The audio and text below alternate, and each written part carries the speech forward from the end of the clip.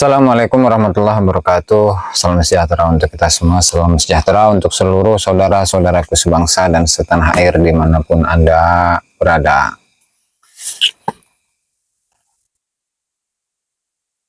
Kembali lagi bersama dengan saya Abdul Aziz Jazuli di channel ini. Dan kali ini kita akan membahas, menelaah atau meneliti ya sebuah sanad yang diposting oleh Gus Rumel di dalam komunitas YouTube-nya, dimana di dalam postingan tersebut Gus Rumel itu memberikan beberapa sampel ya, bahwa beliau ini menemukan salah satu kitab sezaman, dan nggak tahu tuh apa yang dimaksud itu, apakah sezaman dengan Fakih Muqaddam, ataukah sezaman dengan Muhammad Shahih Mirbat, ataukah sezaman dengan Ubaidillah bin Ahmad al-Muhajir. Ya, alhasil dari beberapa sanad atau sampel sanad yang disebutkan oleh Gus Rumel di sini, belum semuanya saya teliti, tetapi dari beberapa sanad yang disebutkan oleh Gus Rumel itu, yang saya teliti adalah dari sanad yang dari jalur Syekh Al-Faqih Abdul Hasan Ali bin Abdullah Asy-Syanini, dan nanti kita akan bahas bersama-sama. Di mana redaksinya adalah qala Al-Faqih Abdul Hasan Ali bin Abdullah Asy-Syanini sanata sebelumnya wahid wasitin 761 ya. Qala al-muhaddis as-sufi Al-Faqih Abdullah bin Muhammad bin Abdurrahman Ba'abad Al-Hadrami qala akhbarana Asy-Syarif Muhammad bin Ali bin Muhammad Al-Faqih Al-Muqaddam Al-Alawi qala haddatsana al-Imam al-Hafidhul Muhaddis Abdul Hasan Ali bin Muhammad bin Ahmad bin Jadid al-Uraidi al-Alawi ijazatan bi jami'i musnadihi mukatabatan min sanata 11 wa situmiyah 611 qala haddatsana Abu Abdullah Muhammad bin Abdurrahman bin Mas'ud bin Ahmad bin Husain bin al-Mas'udi ad-Dimashqi qira'atan alaihi wa ana asma' di Dimashq fi tanggal maksudnya ya Safar sanata 548 qala haddatsana Abu Hafiz Umar bin Muhammad bin Ma'mar bin Tobarzat al-Baghdadi. Nah, mari kita sama-sama teliti atau telaah sanad yang disebutkan oleh Gus Rumel ini ya. Dimana yang pertama itu kita mengambil dari jalur yang paling ujung yang di dalam istilah ahli hadis itu disebut dengan akhir sanad ya, dimana awal sanad itu adalah nama yang pertama kali disebutkan di dalam sebuah sanad, atau rawi pertama yang disebutkan dalam sebuah sanad, kemudian akhirnya itu adalah ujung dari rawi atau nama dari sanad tersebut. Dan sudah diketahui di dalam ilmu hadis bahwa sanad itu merupakan riwayat dan periwayatan. Ketika periwayatan tersebut itu tidak terkonfirmasi akan ketersambungannya, berarti riwayat tersebut adalah riwayat yang munqati'. Langsung saja pada materi untuk meringkas waktu. Untuk perawi yang pertama yaitu Ibnu Tobarzat ya, dan ini dikonfirmasi keberadaannya di dalam kitab Syiar A'lamin Nubala karya dari Syamsuddin Az-Zahabi di dalam kitabnya Syiar A'lamin Nubala. Dan di sana disebutkan ya, di halaman 507 jilid 21 dengan penyebutan Ibnu Tobarzat, jadi menggunakan dal. Kalau di versinya Gus Rumel itu menggunakan dal. Itu Abu Hafiz Umar bin Muhammad bin Ma'mar al-Baghdadi asy-Syaikhu al-Musnidul Kabir ar-Rahlah. Abu Hafiz Umar bin Muhammad dan seterusnya. Beliau lahir pada tahun 511 dan meninggal pada tahun 607 ya. Meninggal pada tahun 607, dan ini juga bisa dikonfirmasi di dalam kitab Mir'atuz Zaman karya dari Syekh Abdullah Al-Yafi'i.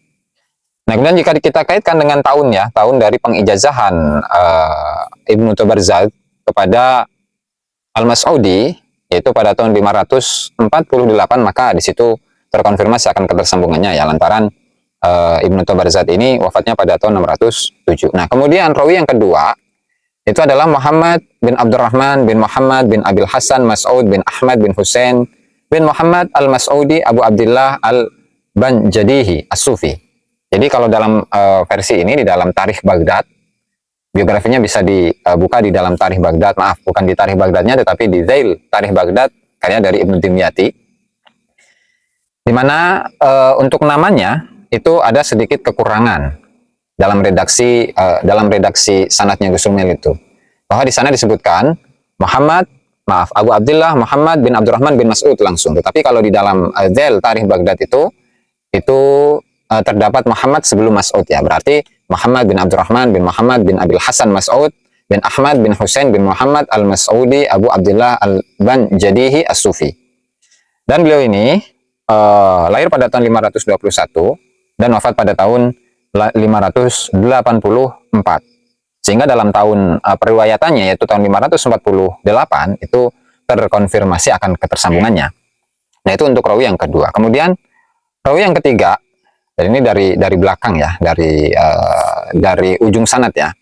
Untuk rawi yang ketiga yaitu Abul Hasan Ali bin Muhammad bin Ahmad bin Jadid al-Uraidi al-Alawi ijazatan bi jami'i musnadihi mukatabatan min sanati situmiyah wa ihda asyar. Qala haddatsana Abu Abdullah dan seterusnya.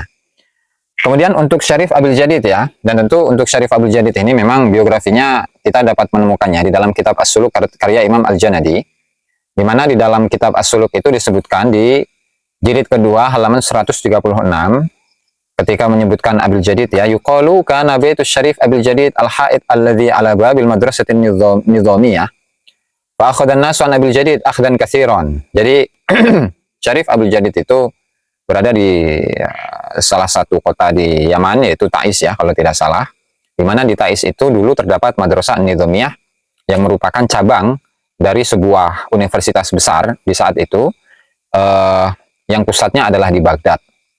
Dan Syarif Abdul Jadid ini itu tinggal di sana, kemudian beliau masyhur sebagai seorang syarif, masyhur sebagai seorang ulama al-hafidh ya. Dan di antara murid-muridnya ini adalah Wamiman akhadha anhu, ini redaksi dari kitab As-Suluk ya. Yaitu Muhammad bin Mas'ud As-Safali yang pertama, yang kedua Ibnu Nasir Al-Himyari, yang ketiga Ahmad bin Muhammad Al-Junaid, yang ketiga Hasan bin Rashid, kemudian yang keempat Muhammad bin Ibrahim Al-Fashali, kemudian yang kelima Al-Faqih Umar bin Ali Sahib Bait Husain Al-Ati Dzikruhu. Ini adalah 5 nama dari beberapa murid-murid yang mengambil langsung keilmuan dari Syarif Abdul Jadid.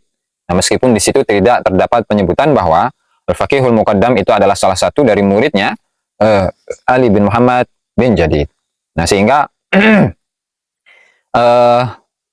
periwayatannya Abdul Jadid yang Abdul Jadid ini memiliki murid yaitu Faqih Muqaddam Muhammad bin Ali bin Muhammad bin Ali, itu saya temukan di dalam kitab Al-Masyra'ur Rawi.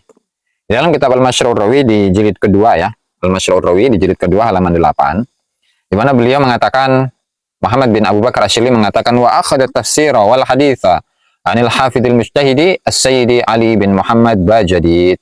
Nah, sehingga di dalam kitab ini menegaskan bahwa Faqih Muqaddam itu mengambil keilmuan, yaitu keilmuan hadis dan tafsir, itu dari Syarif Abdul Jadid ya, meskipun di dalam kitab-kitab yang lain itu tidak terdapat penjelasan itu, yang nanti insya Allah di dalam konten yang berikutnya akan kita bahas secara lebih mendalam tentang Syarif Abdul Jadid dan kaitannya dengan Faqih Muqaddam. Selanjutnya adalah Al-Faqihul Muqaddam ya, dan Faqih Muqaddam ini lahir pada tahun 574 dan wafat pada tahun 653 ya, artinya beliau berumur 89 tahun ya. Hanya saja di dalam kitab Al-Ghurrar di sana tidak menyebutkan bahwa Faqih Muqaddam itu mengambil keilmuan dari Abdul Jadid, Syarif Abdul Jadid, yaitu Ali bin Muhammad bin Jadid. Hanya saja kalau melihat kewafatan dari kedua tokoh ini, yaitu dari Faqih Muqaddam, kemudian dari tokoh Syarif Abdul Jadid atau Ali bin Muhammad bin Jadid, bahwa Syarif Abdul Jadid itu meninggal pada tahun 630 Hijriah kurang lebih, sebagaimana yang disebutkan di beberapa literatur ya. Sementara Faqih Muqaddam itu wafatnya pada tahun 653, artinya umur dari Faqih Muqaddam saat beliau mendapatkan ijazah dari Syarif Abdul Jadid yaitu pada tahun 611, dan umur beliau saat itu adalah 37 tahun. Ya, masih muda hitungannya ya. Dan ini juga dari sisi tahunnya itu bisa terkonfirmasi. Artinya di situ memang terjadi kemungkinan bahwa Faqih Muqaddam itu memang mendapatkan ijazah dari Syarif Abdul Jadid ya. Oke, untuk berikutnya yaitu Abdullah. Qala al-muhaddits as-sufi al-faqih Abdullah bin Muhammad bin Abdurrahman bin Abbad al-Hadrami. Nah, dan untuk tokoh Abdullah bin Muhammad bin Abdurrahman bin Abbad. Nah, biografinya bisa ditemukan di dalam beberapa kitab, yang diantaranya adalah Tabaqatul Khawas, karya dari Imam Asyirji. Kemudian di Mir'atul Jinan, itu karyanya Al-Yafi'i.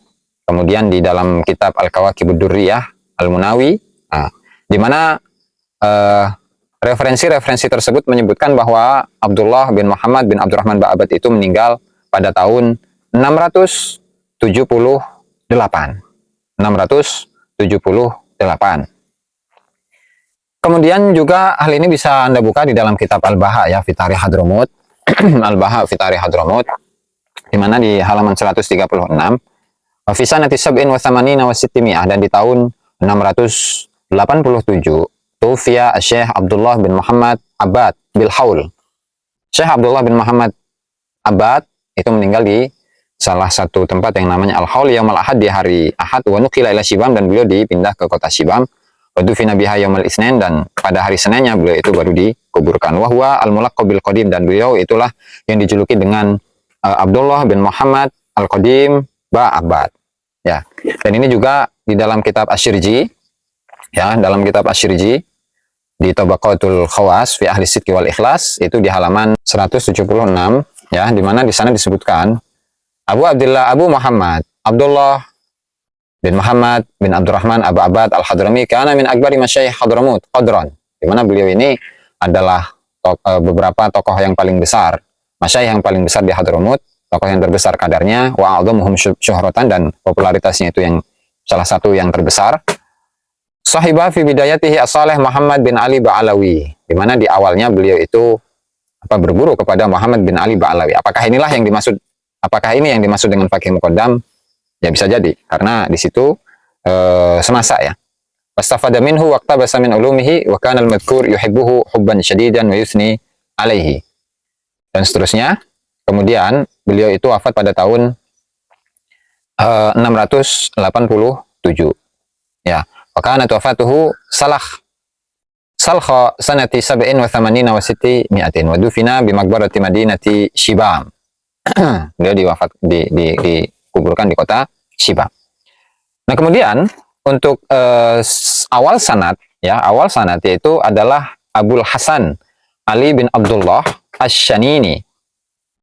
Dan ini yang menjadi salah satu kemuskilan dari sanad ini. Lantaran apa? Lantaran dari beberapa biografi yang menyebutkan nama beliau, ya, misalnya seperti Asyirji di dalam kitabnya Tabaqatu Al-Khawas fi Ahli Sidqi wal Ikhlas di halaman 205, di situ menyebutkan biografi beliau, ya, Asy-Syanini. Abdul Hasan Ali bin Abdullah Asy-Syanini As-Sufi sahibul Qurasyiyah, wa huwa bi fathi shin sya al-mu'jamah wa kasrin nun syani wa sukunil musannah Syanini, ya, min tahti sumanun ukhra. Nah, kana al-madhkuru syaikhan kabiran arifan sahiba karamatin wa mukasyafatin. Beliau ini, Syekh Ali Asy-Syanini, itu adalah seorang guru, seorang syekh yang besar, yang arif, yang ahli ma'rifat, yang memiliki banyak karomah dan memiliki mukasyafah. Itu ya. Nah, hanya saja Asyirji di dalam kitab ini itu tidak bisa memastikan tahun berapa beliau itu wafat.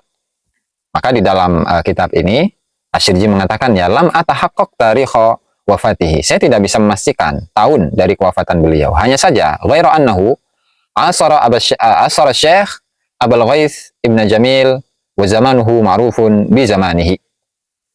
Hanya saja beliau ini sezaman dengan Abul Ghaits Ibn Jamil, dan masanya Asy-Syanini ini itu dikenal dengan masanya Syekh Abu Al-Ghaits Ibn Jamil.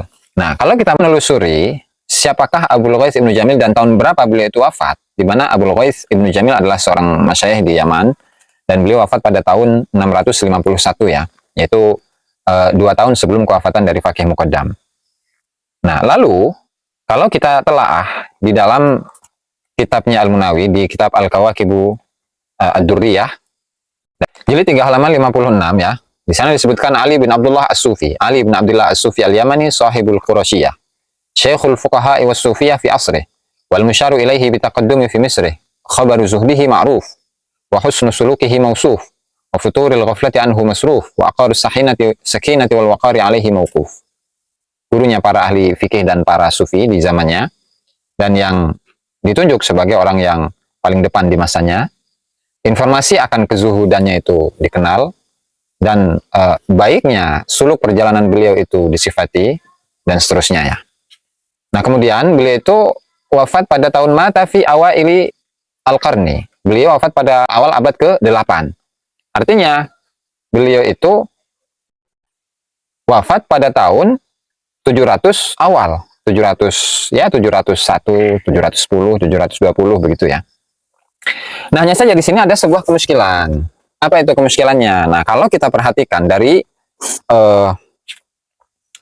munculnya ijazah ini atau munculnya sanad ini, di mana sanad ini tadi kalau kita kembali kepada sanad yang disebutkan oleh Gus Rumel, bahwasanya Abul Hasan Ali bin Abdullah Asy-Syanini yang wafatnya kurang lebih pada tahun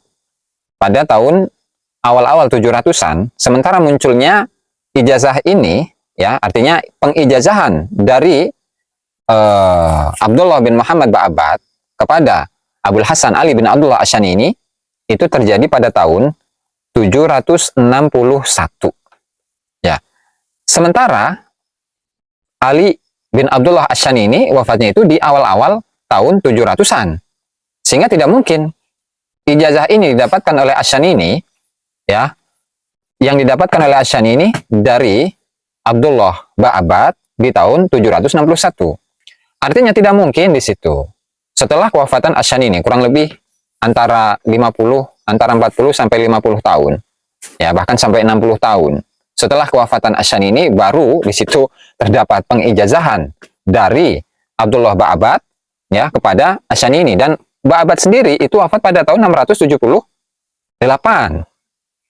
Sehingga itu terpaut hampir 90 tahun. Artinya, baik itu kewafatan dari Abul Hasan Ali bin Abdullah Asy-Syanini, kemudian kewafatan dari Abdullah bin Muhammad bin Abdurrahman Ba'abad, ya, di mana kedua tokoh ini di tahun 761, kedua tokoh ini sudah wafat. Artinya tidak mungkin ijazah ini muncul pada tahun 761.